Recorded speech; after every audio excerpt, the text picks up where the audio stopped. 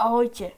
Každý vieme, že v tomto svete máme rôzne náboženstva. Ale poďme sa zamerať na moslimov. Ja som teda kresťan, ale to moslimské náboženstvo, ktoré sa volá islám, mi príde celkom divné. Takže,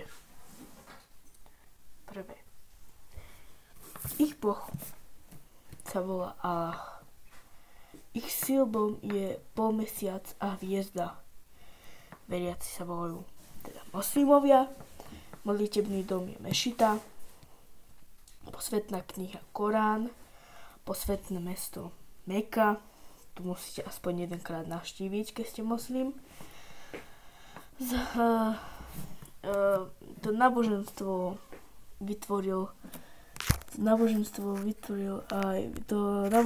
vytvoril Mohamed. Nerovnomerné postavenie žien, to znamená, muži sú tam viac prvorodnejší, neviem, nejak tak, že proste, že majú tam radi radšej mužov ako ženy.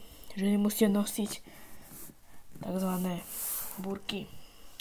No, poďme na druhú časť. Máme tu islám.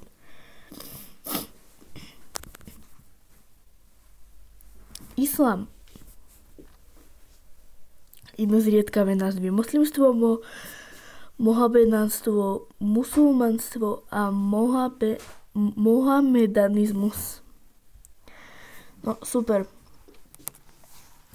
Je to náboženstvo, teda monoestetické a abrahamovské náboženstvo, založené na učení proroka Mohameda, ktoré vyznáva vyše 1,9 miliardy ľudí. Vyznávači islamu moslimovia pokladajú svoje náboženstvo za neprirodzenú monoteistickú vieru a poriadok daný Bohom už prvému človeku Adamovi. Moslimová viera, že túto Božiu vôľu zvestovali ľuďom proroci. No až do vystúpenia posledného najväčšieho z nich, Mohameda, zostávala úroveň vedomosti nízka a toto obdobie preto označujú za vek džahilije.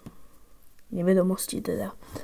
S Mohamedom spájajú triumfálny nástup dovršeného islámu, kým historická veda až tu na začiatku 7. storočia zaznamenáva jeho vznik ako nového náboženstva.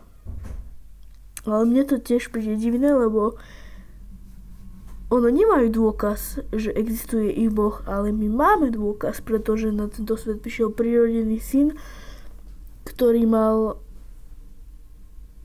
síly, ktorý určite iní nemali. Vedel oživovať. No, poďme ďalej.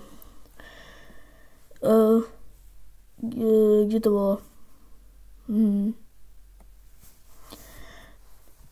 Poďme sem. Poďme. Moslimovia veria, že túto Božiu vôľu zvestovali ľuďom proroci, no až do vystúpenia posledného a najväčšieho z nich Mohameda. Zostávala úroveň vedomosti nízka a toto obdobie preto označujú za vek džahilije, nevedomosti. S Mohamedom spájajú triumfálny nástup dovršeného islamu, kým historická veda až na začiatku 7. storočia zaznamenáva jeho vznik ako nového náboženstva. Aha. Základná paradigma dáva dôraz na pevný životný poriadok. Vyjadrenie jasne sformulovanými predstavami o svete a človeku v ňom. A základným systémom právnych vzťahov k Bohu a noriem interakcie spoločnosti.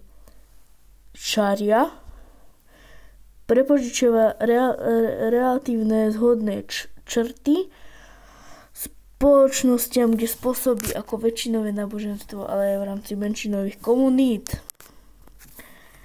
No, toto si ideme pozrieť. Aha, to je ako ten Korán. Dobre. Ale poďme si pozrieť pravidlá v islame. Takže máme tu tie pravidlá, ktoré sú teda tie najdôležitejšie, teda tie základné pravidlá.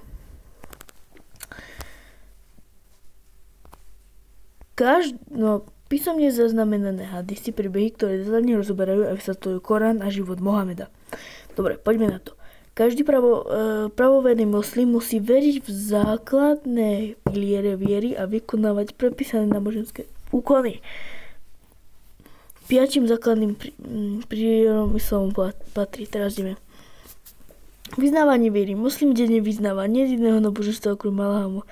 Mohamed je jeho prorok. Modlitba. Moslimovia majú povinnosť 5 krát denne sa modliť na svitanie popoludní, po západe slnka a v noci. Oni to majú povinné, my to nemáme povinné. Proste keď sa nemodlíš, tak sa nemodlíš a proste musíš sa modliť, ale takto. Môžeš sa modliť, ale nemusíš.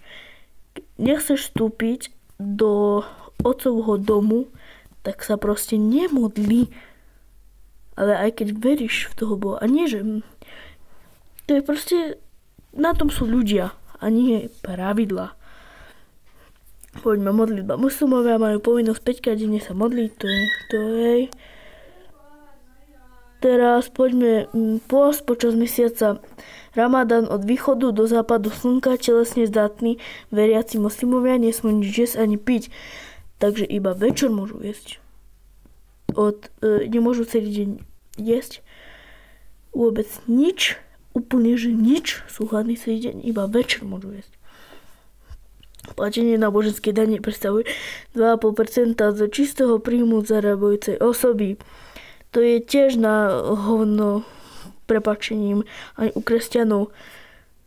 Ľudia majú platiť za vieru. Ľudia majú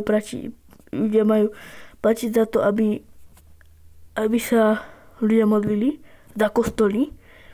Ale tí ľudia, čo ten kostol postavili a chceli, tak oni nech si platia.